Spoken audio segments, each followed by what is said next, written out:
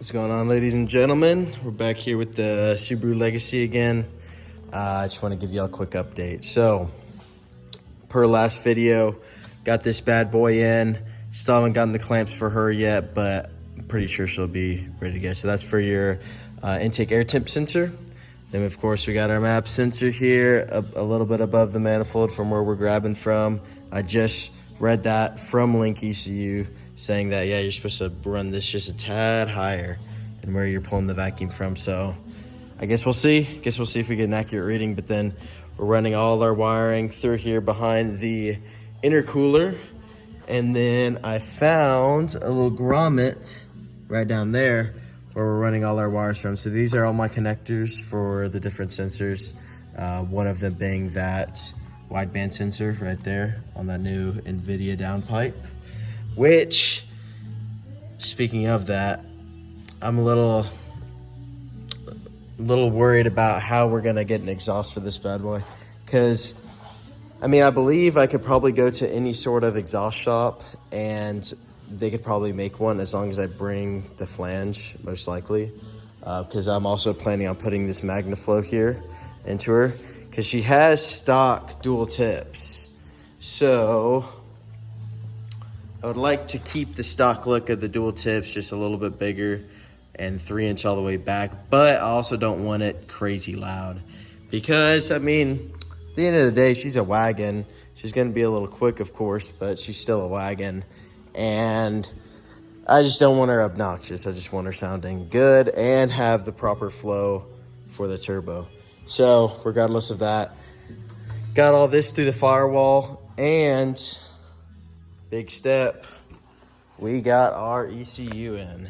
So if you look right there, Q4, that's our ECU. All right, guys, so we got all the connectors we need for our brand new LINK ECU circuit board. So this is going to be all our new sensors, the wiring for that, and this is going to be for our can high and low.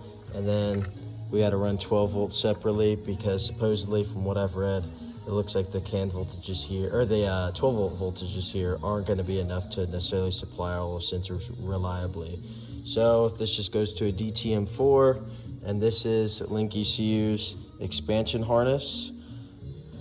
All I had to do to the casing was grind out a little bit of the edges here to fit these around.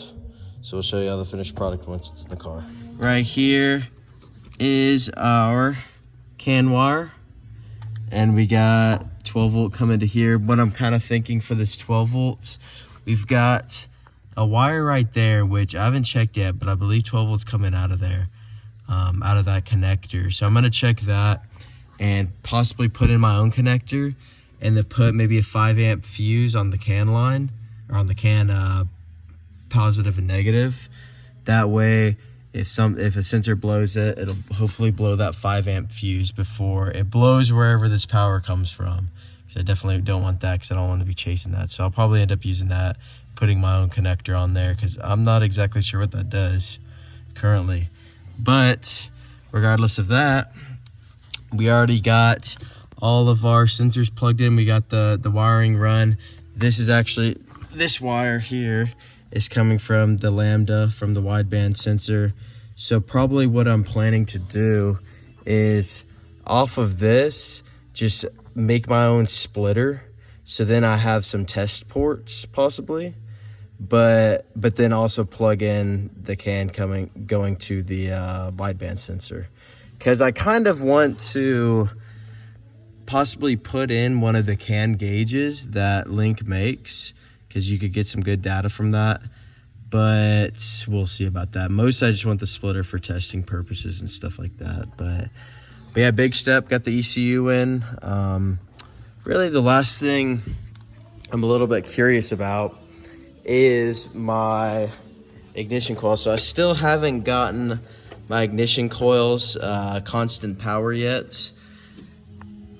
Basically just, I've been really putting it off. I do not want to do that, but it won't be that bad. I've got some connectors for it, but these are the outputs from the ECU. This isn't the stock connector. I use some connectors from the stock harness that well, I believe the stock ignition coils run off of, but I use these just because I had the female and males at the time. Maybe I'll end up swapping these out, I'm not sure. Anyway, so these are your outputs from the ECU telling the ignition coils when to pop. And I'm curious to see if it's going to be a positive or negative signal. I have an oscilloscope, so we'll be able to check that out whenever the time comes. But really, that's kind of the main thing that I'm gonna have to work on next. Obviously, getting those connectors in there, not too big of a job. Luckily, all of this went really smoothly. It looks pretty good, very tucked away. It doesn't look like a crazy aftermarket engine by any stretch, even with this thing, which is a little bit ugly. But once we get the clamps on, it won't be that big of a deal. So I'm kind of thinking of maybe putting some sort of box around here just to kind of keep it all contained, especially because it's right next to the turbo here. But honestly, it'll probably be fine because we've got this big old heat shield right here that's going to go over the turbo. And that's actually what connects, or well, it just touches up to right here, and that just cools the exhaust out of the turbo, which is, that's one thing to do with a hood scoop, I guess. On the stock WRXs, the hood scoop goes to the top mount intercooler, but then this is the air to water intercooler, so it doesn't need that, obviously. But other than that, I'm still kind of deciding on the turbo. With the turbo, I'm really thinking of possibly going to an 18G turbo because, so Tomic, whatever, Tomic Racing, anyway, they make an 18G turbo with an adjustable wastegate spring on there, which is this right here. You can change the spring in there so it actuates at different times, which I'm still curious on the tuning side of things, if you can up boost from the ECU or if it's only through this spring. Because you got a boost controller right here, but this is the stock one. And this boost controller does connect to the wastegate here. So I'm not really sure how it works. We'll see once I get into the tuning software. We'll see what all I can do. But anyway, going back to that turbo, they say it's rated for about 450 horsepower. So I'm thinking with that, if I do end up building the bigger engine, it's going to be an EJ22 with my old 20G heads that are over there. Get her all machined out, forged internals, all that fun stuff. It's going to be a money dump, but I just want to get this thing running first just so I can have some fun. So then maybe it'll inspire me to build that engine. But regardless of that 18G turbo, it could run the power levels that I'm looking for, about 400 to, I guess, 450 if that's what's maxing out the turbo, but mainly like 400 horsepower. I think that would be perfect for the streets, plenty of fun, just enough maybe to get you in trouble a little bit, but not too much, right? Because then after 400, that's when you're worried about the whole rest of the drivetrain blowing up. That's when you're really having to put some money into the drivetrain and stuff like that. So I think 400 is a phenomenal power level, and you're not having big boost lag, anything like that, especially from that 2.2. So I'm hoping that with all that, like with a turbo like that, it would be good for this build, but also for that. So still kind of deciding. What I may do is just get this turbo rebuilt, throw her in, have some fun with it. And then if she blows, then maybe I'll invest into that bigger turbo. But probably just going to work with what I got right now. But really, that's the main gist of what all I have to do to get her running. There's still some suspension stuff that I'm going to have to deal with.